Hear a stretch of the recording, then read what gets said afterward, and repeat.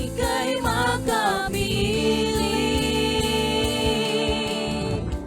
Wala nang higit sa'yo, wala nang papatay sa'yo, O Jesus, Hari ng mga hari.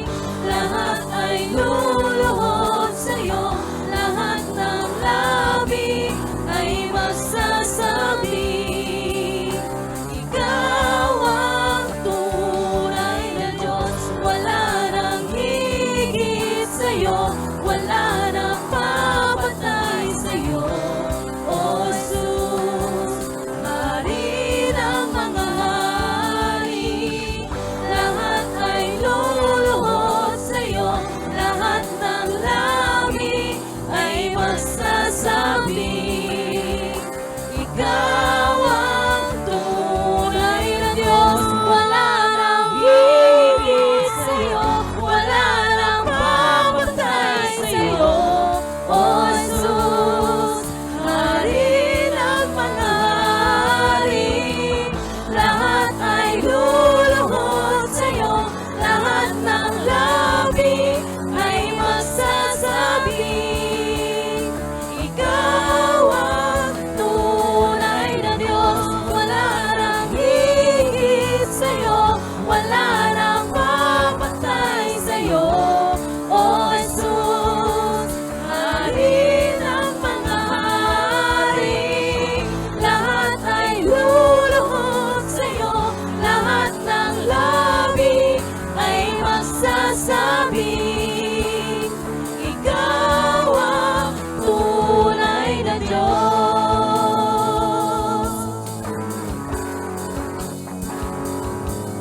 Ay magsasabi, ikaw ang tunay na Diyos.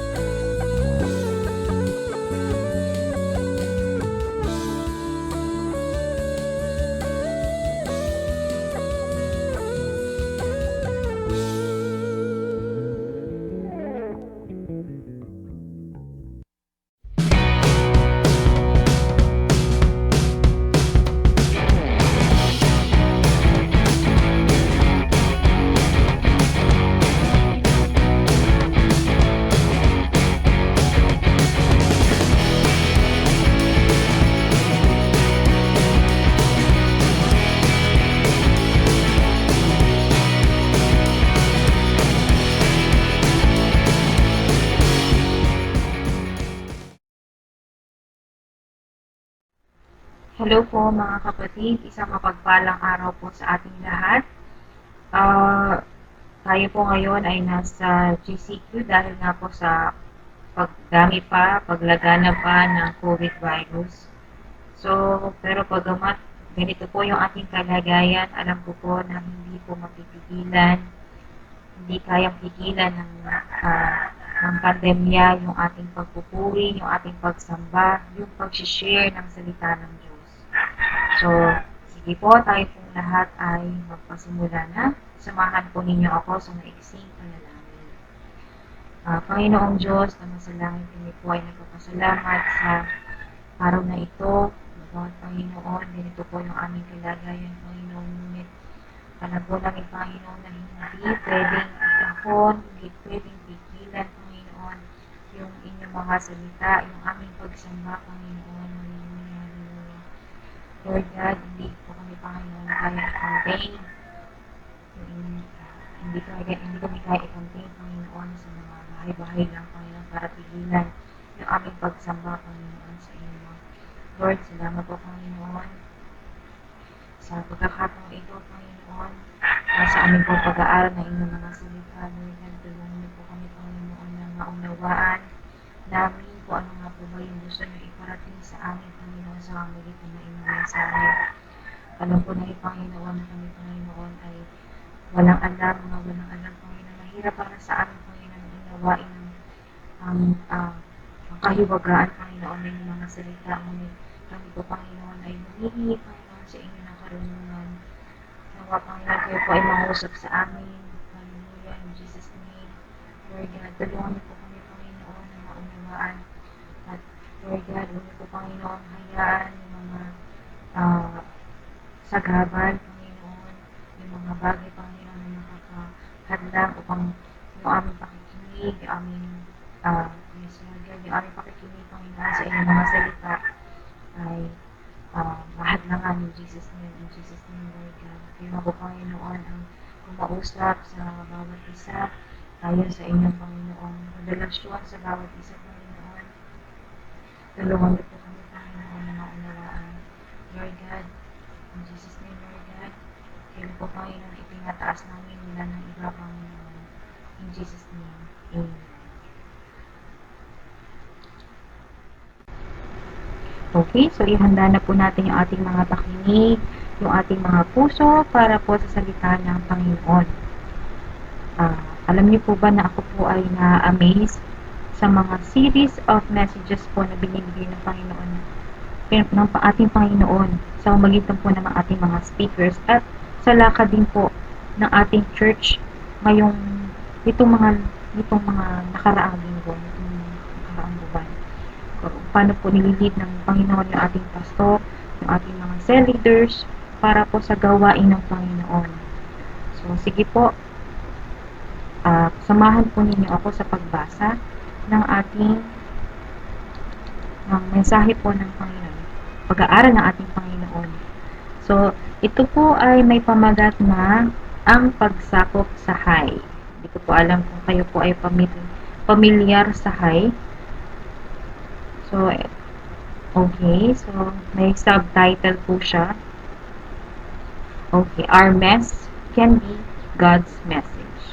Ang ating mga pagkakamali, yung ating mga pagkukulang, ay pwedeng gawing mensahe ng Panginoon. Our highs, can be hallelujahs.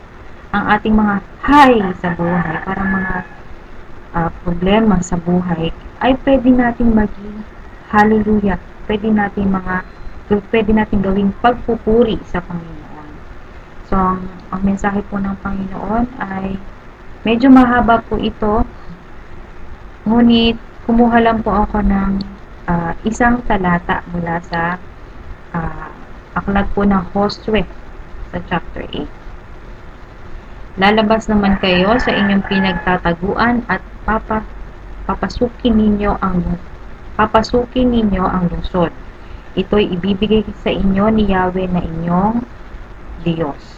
So, ito po ay hango sa magandang balita, Biblia. Okay.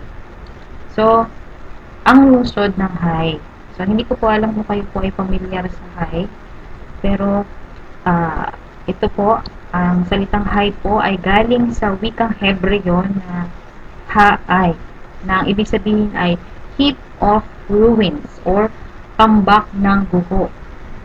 So, ano nga po ba ang lungsod ng Hai? Ito po ay isang maliit na lungsod ng Canaan sa silangan ng Bethel. So, ito po yung pangalawang lungsod kasunod ng Jericho na sinakop ng mga Israelita. Ngunit, ito po ay nagawa nilang lupigin o nagawa nilang sakupin sa ikalawang paglusob. Hindi, nang una sila ay nag-fail. Nang pangalawa, doon lang sila nagtagumpay. Ano nga po ba ang dahilan? Okay. So, samahan po ninyo ako sa pagbasa. ano nga po ba yung kwento ng pagkatalo ng Hai? Sa Joshua 7 verses 2 to 5, basahin po natin. Samantala, nagsugo si Josue ng ilang tao buhat sa Jericho upang lihim na magmanman sa lungsod ng Ai na nasa silangan ng Bethel at malapit sa Beth Aven. Pagbabalik nila'y sinabi nila kay Josue, hindi na po kailangan pumaroon ang lahat. Magpadala lamang kayo ng mga 2,000 hanggang 3,000 mandirigma upang sumalakay sa lungsod ng Ai. Huwag na ninyong pagurin ang lahat, sapagkat maliit lang ang lungsod na iyon. Kaya 3,000 Israelita lang ang sumalakay sa Ai. Ngunit sila'y inaitaboy ng mga taga roon. Hinabol sila buhat sa pintuan ng lungsod hanggang sa tibaga ng bato. 36 ang napatay sa kanila nang sila'y umatras pababa sa bundok. Kaya't natakot sila at nasiraan ng loob. Okay, so iyon po yung kwento ng pagkatalo ng mga Israelita laban sa mga taga Hai or Ai. So, ito po yung kwento po na to ay naganap after po nila na masakop yung Jericho. Natalo na nila yung Jericho. So, ito na po yung sumunod na kwento.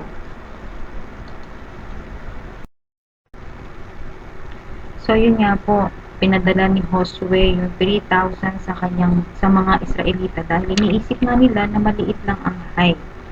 Kala nila, kayang-kaya nila yung lungsod na yon. Kaya nila talunin yung mga tao doon kasi maliit lang naman yung lungsod.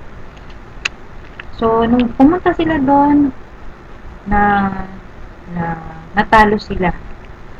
So, yung 3,000 nabawasan ng 36 na mga tao. Kaya yung mga mandirigma ay nasiraan ng loob. Sila ay na-discourage. So, dahil doon, si Josue ay sinira niya yung kanyang damit at siya ay nagpatira pa. Naglagay siya ng abo sa kanyang ulo.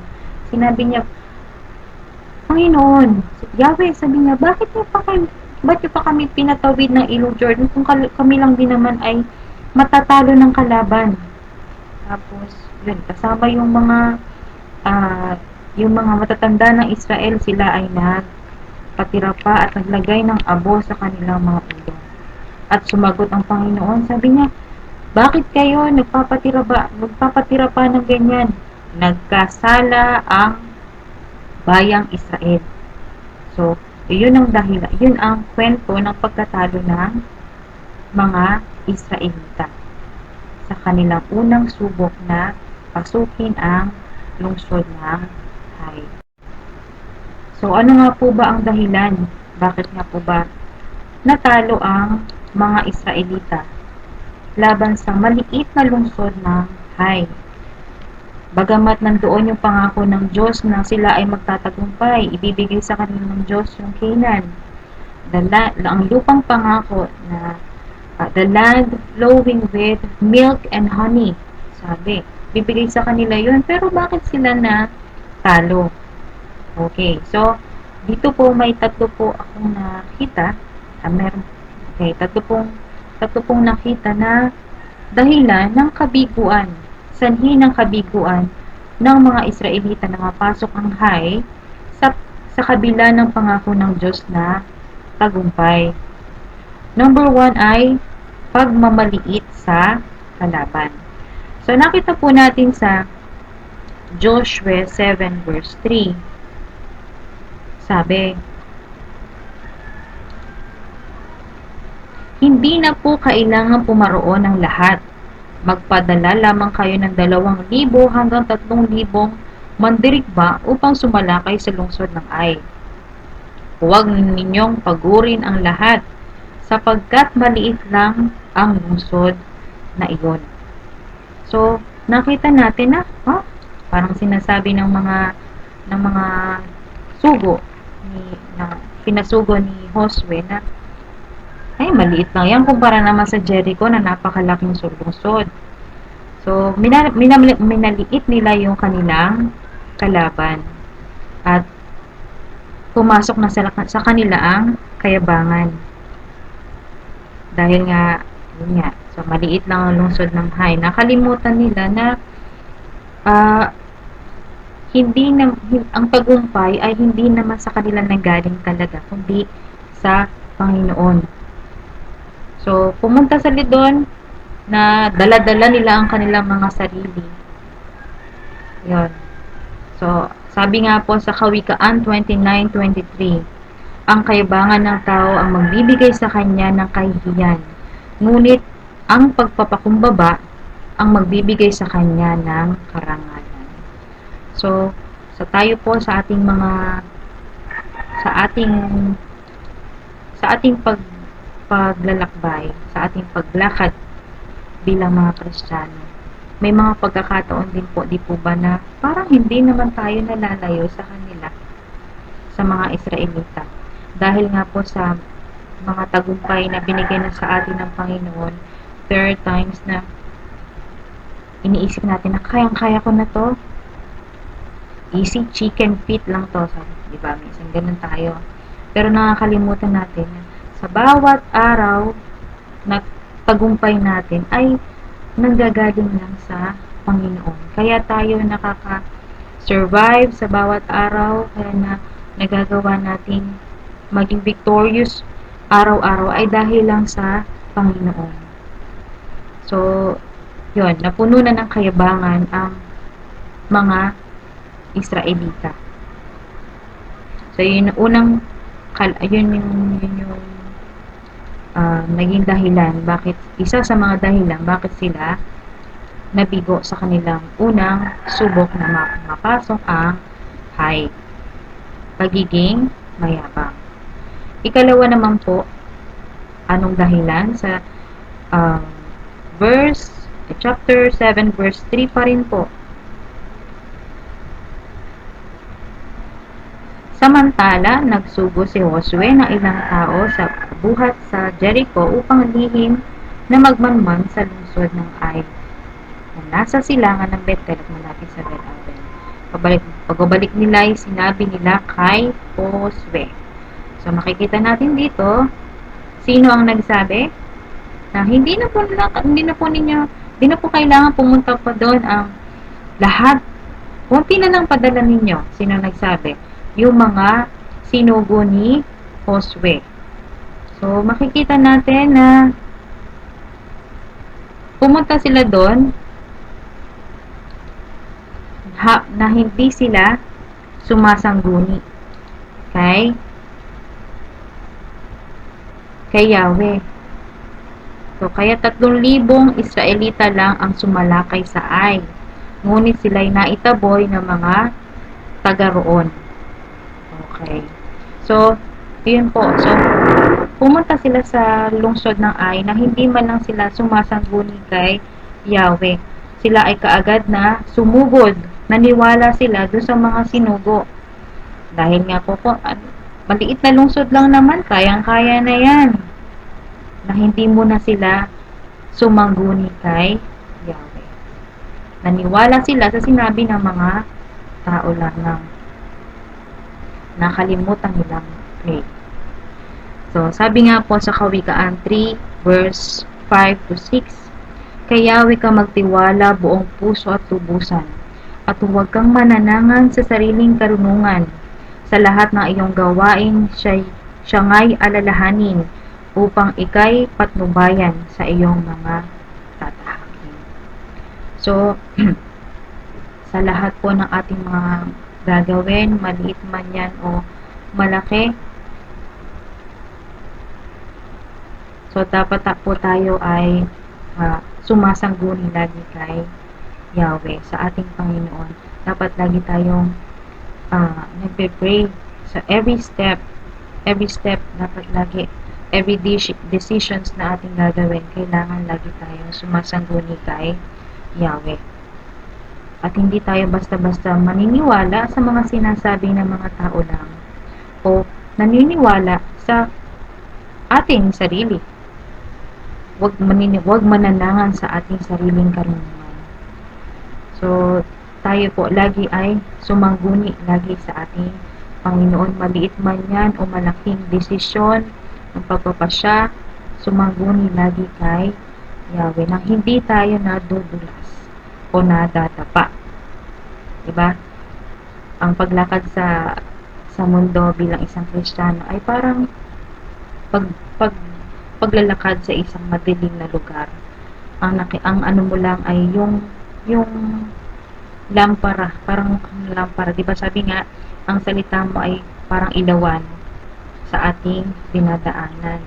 So, kung halimbawa wala kang guidance na galing sa Lord, minsan yung mga step mo, mali-mali na, hindi mo alam kung saan ka na napupunta. So, ano man yan, kahit nakabisado mo na yung lugar, dapat meron ka pa rin ilawan. So, dapat tayo pa rin ay may guidance ng Panginoon sa magitan ng Biblia at sa magitan ng prayer. Okay, so yun po yung pangalawa. So, hindi sila sumaguni sa Panginoon bago sila lumakad. At ang ikatlong dahilan naman po, bakit nga ba nabigo ang mga Israelita? Ay dahil sa itinagong kasalanan. Sa Joshua 7:1, sabi po, ngunit nilawag ng Israel ang utos ni Yahweh na huwag kukuha ng anuman sa Jericho, sapagkat yaoy tutupukin bilang handog sa kanya. Si Akan na anak ni Carmi, apo ni Zabdi, at apo sa tuhod ni Zerah mula sa lipi ni Huda ay kumuha ng ilang bagay na ipinagbabawal kunin. Kaya't nagalit sa kanila si Yahweh. So nakita po natin dahil lang sa ginawa ni Akan na kasalanan na pagsuway ay nadamay ang buong Israel. Dahil lang sa damit, sa tela na yun na kanyang pinag-imbutan na kuhanin ay nadamay ang buong Israel. So ganito po kaseryoso ang Diyos pagdating sa kasalanan. Sabi sa Isaiah 59 verse 2, ang inyong mga kasalanan ang siyang naglayo sa inyo sa Diyos, at iyon ang dahilan kung bakit niya kayo tinalikuran at ayaw nang makinig sa inyong mga dalanan. So kung mababasa niyo po yung buong chapter 7 at buong chapter 7 tungkol sa kasalanan ni Akan, makikita natin na talagang nagalit ang Diyos doon sa ginawa ni Akan. Hindi dahil sa gusto lang niya yung handog na yon, kundi tinitinan ng Diyos yung yung kanyang pagsunod, yung pagsunod ng mga Israelita sa kanya. Dahil baliwala naman sa Lord yung yung mga bagay na yun. Yun ay mga simpleng mga bagay, pero ang tinitingnan ng Diyos ay yung pagsunod ng mga Israelita. Kaya talagang nagalit ang Diyos doon sa ginawa ni Akan na ang buong Israel ay nadamay.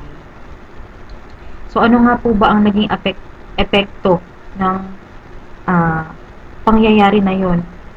Yung unang subok na naging bigo. Ano nga bang epekto ng kabiguan? Number 1 ay nasiraan ng loob or discouragement. Sa Joshua 7:5, sabi, maraming napatay sa kanilang pag-urong sa pababa sa bundok. Nalagasan sila ng 36 kaya't nasiraan sila ng loob. So, napakalaking bagay yung buo ang loob mo kapag ikaw ay nakikipaglaban. Pero kapag nasiraan na ng loob, wala na. Hopeless na. Parang tama na. Give up na. Ayaw na lumaban. So, yun yung unang epekto. Di ba tayo din naman gano'n? Kapag parang hopeless, parang sa tingin natin hopeless case na kahit na 36 lang naman ang kapag na-discourage na, naging hopeless na, nawala na ng pag-asa, give up na, talo na. Talagang talo na sa laban. Kasi naisip nila na, ay, wala na, nalagasan na kami, talo na, parang more na sa isip nila na talo na, kaya murong na sila sa laban. So, ganun din naman tayo, may mga pagkakataon na tayo ay nawawalan ng pag-asa. Kahit nasa isip lang nangyari minsan, iniisip natin na wala na talaga tayong panalo.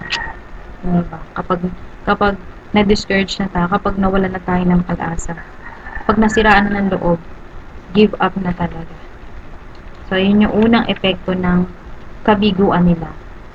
Ikalawa ay napahiya ang pangalan ng Panginoon.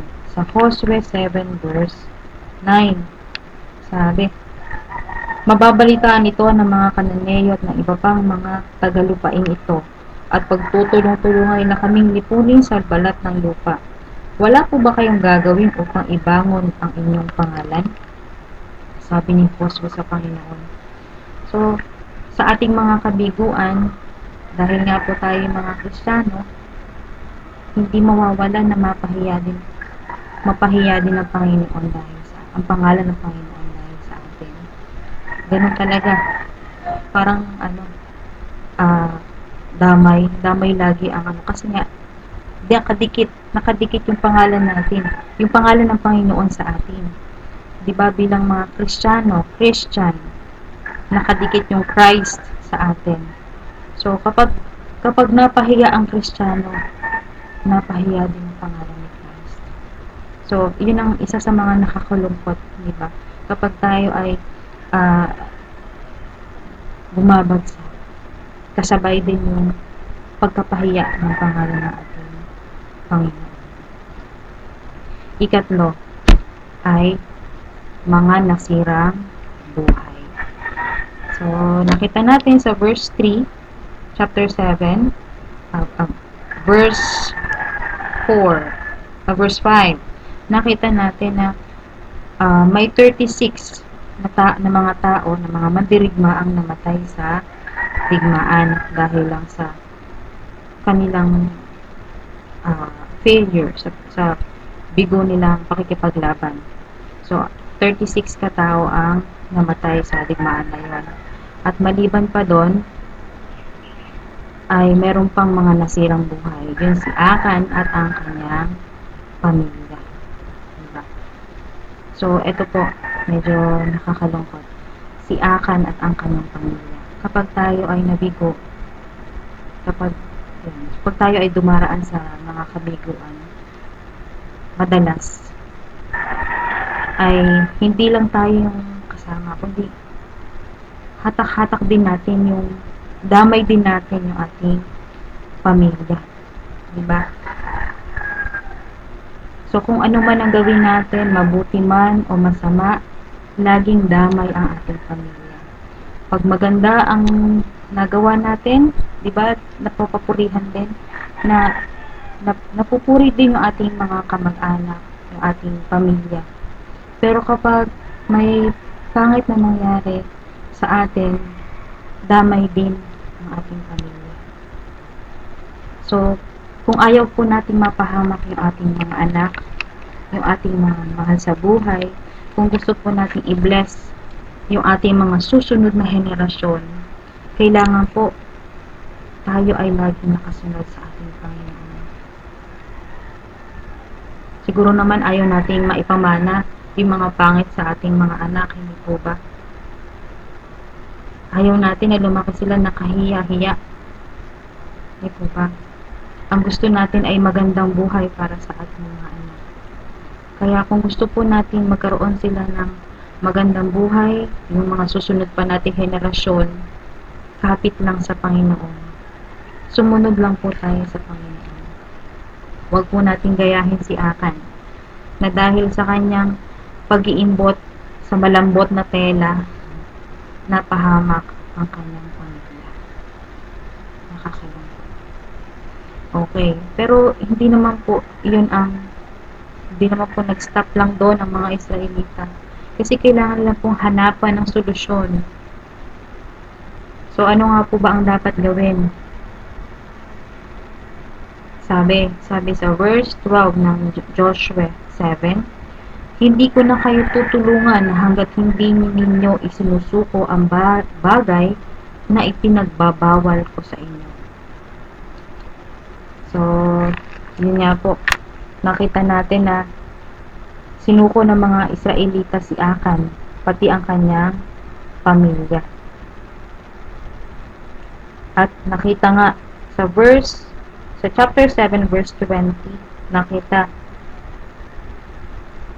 yung bagay na kinuha ni Akan.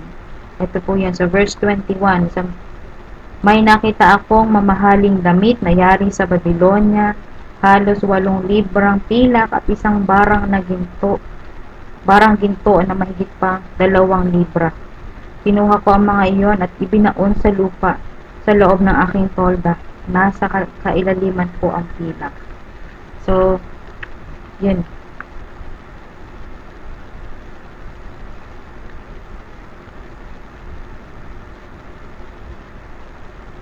Okay. So, nakita natin na dahil lang sa kagustuhan ni Akan na yon, yung tela at pilak at ginto, napahamak ang kanyang pamilya. Isinuko ng mga Israelita yung mga kinuha na yun ni Akan, pati na rin si Akan. Dahil iyon lang naman ang paraan para maglubag ang galit ni Yahweh.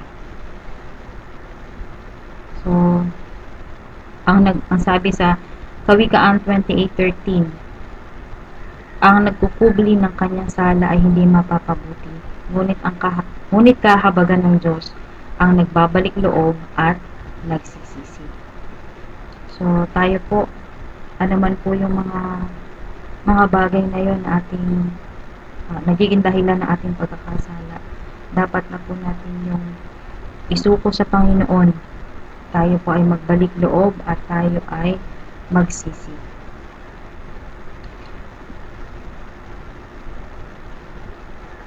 Okay. So, yung nangyari po kay Akan ay isa pong babala at pagpapanumbalik. Isang warning and restoration. So, ipinapaalala sa atin na seryoso ang Diyos sa pagdeal sa kasalanan at hindi ito dapat baliwalain. Nakita nga natin, di po ba, na maraming nadamay dahil sa kasalanan na yun ni Akan. Pinipigilan nito ang pagdaloy ng pagpapala, pati na rin ang pabor ng Diyos. So, sa halip na dapat na-enjoy na sana ng mga Israelita noon yung victory, pero dahil sa kasalanan ni Akan, napigil yung pagpapala, pati na rin yung pabor ng Diyos. Kaya nga hindi po ba, kapag tayo po ay nakakagawa ng kasalanan, kailangan dapat po ito nating harapin, pagsisihan at isuko sa Diyos. Dahil ang Diyos po ay hindi, parang ganitong illustration po. Ang basong marumi ay hindi maaaring salinan ng malinis na tubig dahil dudumi lang ang tubig na ilalagay dito. So, tayo din po, kailangan isuko po natin sa Panginoon yung mga kasalanan natin na nagbibigay dahilan para mahinder, para mapigilan yung pagpapala at yung pabor ng Diyos. Kasi hindi niya maaaring isalin sa atin yung tubig, yung malinis na tubig hanggang tayo po ay marumi. Parang yung katulad nga po laging binibigay na example, yung isang ama, hindi niya bibigyan ng tubig ang anak kapag nakikita niya na marumi yung baso. Diba? So, kailangan linisin para makainom ng malinis na tubig. So, ganoon din naman po tayo. Para po dumali yung pagpapala sa ating buhay, kailangan isuko natin at pagsisihan yung ating mga kasalanan. So, yun po. Ngunit, alam niyo pa ba na merong ang kabalintunaan ng pagkakamali ni Akan? Ano ba yun? The irony of Akan's fall. Sabi sa Joshua 6:18, sabi, at huwag na huwag kayong kukuha ng anumang bagay doon. Lahat ay tutupukin. Kapag kumuha kayo ng anuman, kayo ang magiging sanhi ng pagkapahamak ng buong Israel. Okay, so ngunit ang lahat ng bagay na yari sa ginto, pilak, tanso o bakal ay para kay Yahweh at dapat ilagay sa tabang yaman. So, ito po yung instruction po ng Diyos nung sila ay nung sinakop ng mga Israelita ang Jericho, na yung makukuha nilang samsam ay kailangan nilang tupukin. Lahat tutupukin. Pero yung mga ginto, pilak, tanso o bakal ay para kay Yahweh, lalagay sa kabang yaman. Okay.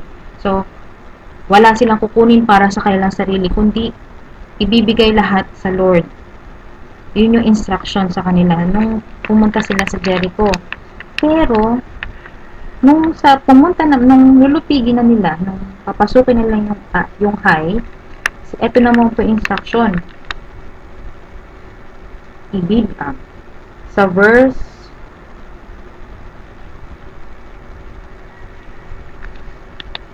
verse 2b.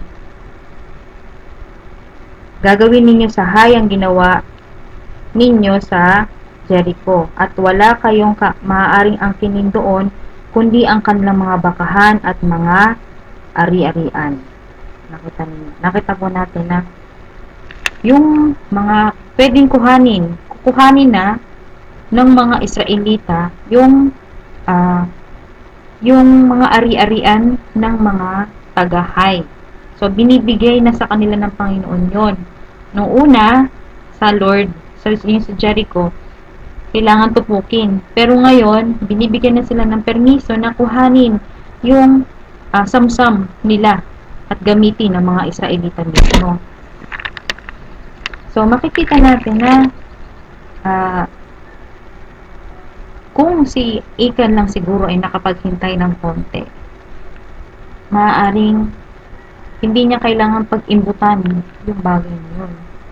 Maaaring magkaroon pa rin siya, ma-enjoy niya yung pinaka nanais niyang tela, di ba? Yung mga ginto at saka mga pilak. So, kung si Achan lang po sana ay naghintay. So, tayo din po, may mga bagay po tayong pinakananais na makuha, pinakaasam-asam. May mga pagkakataon na pinag-iimbutan pa. May mga pagkakataon na, yun nga, dahil sa gustong-gusto natin yun, there are times na nakakagawa tayo ng kasalanan. Pero, yung pala, hindi mo na kailangan gawin yun. Hindi mo na kailangan gumawa ng kasalanan para makuha yun. Ibibigay din sa iyo ng Diyos, maghintay ka lang sa kanyang tamang panahon, in His time. Dahil ang Diyos naman po ay hindi maramot at walang imposible sa Kanya. Kung tayo lang po talaga ay handang maghintay at unahin yung Kanyang kalooban. Sabi po sa Mateo 6:33, ngunit hanapin ninyo ang Kanyang kaharian at ang Kanyang katwiran, at ang lahat ng mga bagay na ito ay pawang idaragdag sa inyo. So, ano po yung sabi? Hanapin muna ang Kanyang kaharian at ang Kanyang katwiran. At ang lahat ng bagay na ito ay pawang idaragdag sa inyo. So, unahin po muna natin yung kingdom ng Lord bago yung mga bagay na ito. So, hindi po natin kailangan, sabi nga, sumunod sa blessing, kundi tayo, ipapasunod sa atin ng Lord yung mga blessing na yan. Kung natatandaan po ninyo sa mga naging preaching po ni Pastor Vic, ito pong Mateo 6:33 ay yung mga mismong salita na binigkas ni Pastor Rafi sa panaginip po ni Sister Tess. Nung kinikwento po yun, alam ko parang kinikilabutan yata ako. Kasi tingin ko hindi lang basta parang panaginip lang ni Sister Tess na gano'n, kundi parang nangusap sa kanya ang ating mahal na pastor na unahin ninyo ang kaharian ng Panginoon. Huwag tayo magpakabisi sa mga bagay na hanggang dito lang naman, na wala namang value sa langit. Unahin natin ang kaharian ng Panginoon. Kasi baka mamaya naiiba yung priority natin. Bilang mga Kristiyano, dapat ang priority natin ay ang kaharian ng Panginoon, ang pagpapalaganap ng kaharian ng Diyos. Hindi yung pagpapayaman o ano paman. Hindi pagpapataas ng posisyon o ano paman, kundi ang kaharian ng Panginoon. Kaya ganoon na lang po yung panawagan ng ating pastor, na ating head pastor, na dumalo kayo sa morning watch, i-intensify ang cell group, ang Sunday worship, huwag kayong a-absent. Ano po ba? Kasi bilang mga citizen of heaven, citizen of heaven, dapat doon natin pinapractice yung ating sarili sa mga bagay na pandangit. Huwag natin masyadong pagurin yung ating mga sarili sa mga bagay na hanggang libingan lang. Hindi naman aabot hanggang langit. Okay. So, yun po. Basta marunong lang po tayo maghintay, ibibigay ng Panginoon yun. Okay. So, pagkatapos po ng pangyayari kay Akan, sumunod na yung pangalawa nilang paglusob sa lungsod ng Hai. At sa ikalawang subok nila na to, sila ay nagtagumpay. Hey. So, paano nangyari? So, sa Joshua 8 verses 1 to 2. At sinabi ni Yahweh kay Josue, huwag ka nang matakot, lakasan mo ang iyong loob. Tipunin mo ang lahat mong mga kawal at salakayin ninyo ang lungsod ng Hai. Magtatagumpay na kayo. Ibibigay ko sa inyo ang hari ng Hai at ang kanyang mga tauhan, lungsod at mga lupain. Gagawin ninyo sa Hai ang ginawa ninyo sa Jericho. At wala kayong maaaring angkinin doon kundi ang kanilang mga bakahan at mga ari-arian. Maganda kayo at salakayin ninyo ang lungsod, buhat sa likuran. So, nakita natin na dito, bago sumalakay sila Josue, kinausap niya ang Panginoon. So, sumangguni muna sila bago lumusob sa Hai, sa lungsod ng Hai. So, napaka-importante na bago tayo lumusob sa anumang laban, kailangan tayo ay sumasangguni sa ating Panginoon. So, sa bawat umaga, dapat tayo po ay laging sumasangguni, nakikipag-meet sa ating Panginoon. Dahil maliit, malaki mga pagpapasya, minsan nga mga maliliit na mga pagpapasya, napakalaki ng impact noon sa ating buhay. Minsan nga lang uminit na ang ulo natin dahil lang sa pag-init lang ng ulo natin, sira na buong araw, di ba? So, napakahalaga na bago tayo magpasimula ng ating araw, kailangan nakikipag-meet po tayo sa ating Panginoon. Amen. Tama po ba yun? Siyempre tama. Lagi po tayong magde-devotion. Okay. So, ikalawang dahilan ng kanilang tagumpay sa verse 18 ng Joshua 8. Noon sinabi na Yahweh kay Josue, ituro mo sa Hai ang iyong sibat at ipinibigay ko sa inyo ngayon. So, sa ating mga gawain, sa ating mga gagawin, personal man o buong church, kailangan marunong tayong mag-focus sa ating goal. Hello. So, kasi kapag meron tayong goal, naiiwasan natin gawin yung mga hindi naman mahalaga. di ba? So, parang ano, laging example diyan yung pag yung sa araw, di ba? Gumagamit ng ah, magnifying glass para matupok yung isang tumpok ng mga tuyong dahon kasi may focus yon. So, ganun din tayo. Kung gusto nating magtagumpay, kailangan meron tayong goal at kailangan nakafocus tayo sa ating goal. Okay. Ikatlong dahilan ng kanilang tagumpay sa verse 19.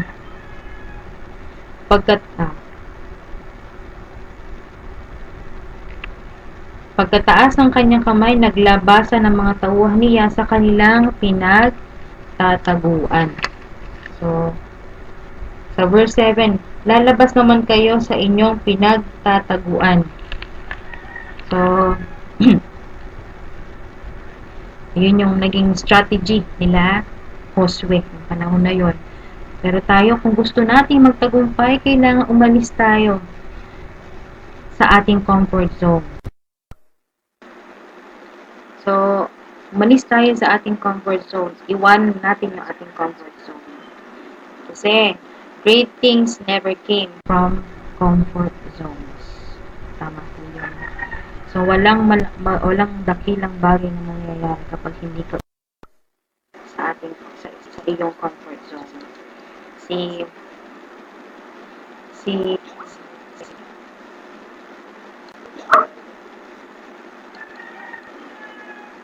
Pedro, hindi niya malalaman na kaya pala siyang palakarin ng Diyos sa ibabaw ng tubig kung hindi siya umalis doon sa bangka. Si David, hindi niya malalaman kaya pala niyang talunin si Goliath kung hindi siya umalis doon sa ulan. So tayo po, ano po ba yung ating mga comfort zone? Yung mga bagay po na hindi nagiging sagaban, masyado tayong hirati na magstay doon kaya hindi po natin nagagawang makasunod sa Panginoon. Hindi natin magawang maibigay yung best sa Panginoon. Tuloy hindi natin makita yung kung gaano nga ba kagaling, kadakila, kabuti. Hindi natin ma-maximize yung ating view ng kung gaano nga ba kalaki ang ating Panginoon, kung gaano siya galing dahil lang sa hindi tayo umaalis sa ating comfort zone. Aray. Okay. So, and ikaapat na dahilan kaya nagtagumpay sila sa ikalawang subok ay sa Joshua 8:19. Joshua 8:19b. Pinasok nila ang lungsod at sinunog iyon. Okay. So kung gusto natin magtagumpay, syempre nakaalis na tayo sa comfort zone, kailangan pumasok na tayo sa city. Ano po ba yung city na yun? Ano pa ba yung mga gustong papuntahan sa atin ng Panginoon? Yung ating mga mission field. Ano-ano po ba yun? Saan po ba yun? O sino-sino po ba yun? Ngayon pong pandemya, parang mas nagiging challenging. Hindi po ba yung pagpapalawig ng kaharian ng Diyos? Pero hindi po ba ito din yung way para yung first mission field natin ay ma-saturate natin? Sino po ba sila? Yung ating pamilya. So, siguro dahil nga halos lahat tayo ngayon ay mga nag-stay lang sa ating bahay. So, why not use the opportunity na i-share natin yung ating Panginoon sa ating mga mahal sa buhay na hindi pa talaga tinatanggap ang Panginoon. maaaring ito na yun. Tama po. Walang pinakamaganda, pinakamasarap na feeling na ikaw ay sumamba, na kasama mo rin na sumasamba ang iyong mga mahal sa buhay. Hindi po ba? So, enter the city. So, sabi, lakasan mo yung loob. Tayo naman sa ating pakikipaglaban, si Lord ay hindi tayo iiwan. So, yan. Start. Ito na po yung opportunity. Ito na po yung pagkakataon para i-reach out po natin yung ating mga mahal sa buhay. O, pwede rin naman po, maraming paraan para i-reach out po natin yung ibang tao. Ito ba? Mas nagiging ganito ka complicated yung ating kalagayan, mas nagiging challenging. At hindi naman po na babawasan yung kapangyarihan ng Panginoon kapag tayo po ay nandito lang, kundi lalo pang